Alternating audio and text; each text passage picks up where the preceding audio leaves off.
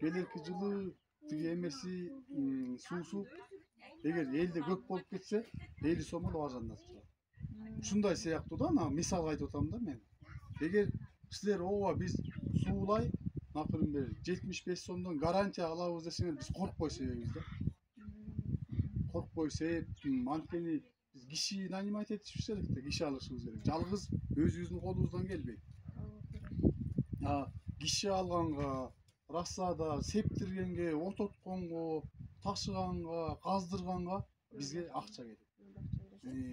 Ошондо азыр сиздерде суулай сатылганы 75 сом болот да килограммы. 75 сомдон болот. Былтыр 60 сом деп атышкан э? Былтыр 59 сомдон болчу.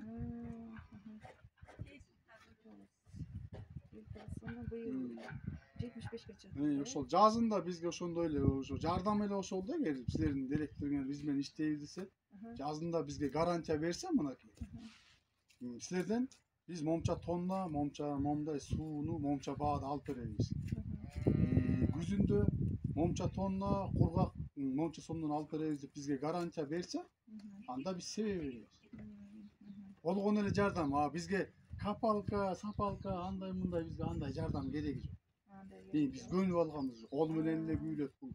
Айылда өзүбүздүн капалкабыз бар. Ошолор казып берет. Биз кол менен эле күйүбүз, кол менен эле кесебиз, кол менен эле жууйбуз. Збыт турбайбы? Бизге только ошол ызбыт эле гарантия керек да бизге.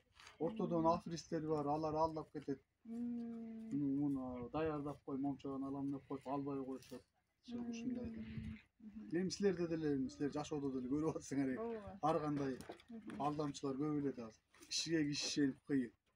Ошондой сыяктуу. Эгер күзүндө мен момча тонна алам деп ошонун хотя бы алардын гарантиясы болуп бизге бир жарым суммасын төлөп берсе, бизге деген, например, 30 тонна чыгарып бергиле суусун деп 15 тоннанын акчасын санап берсе, биз күзүндө гарантия болот. 30 тонна чыгарып берем даяр.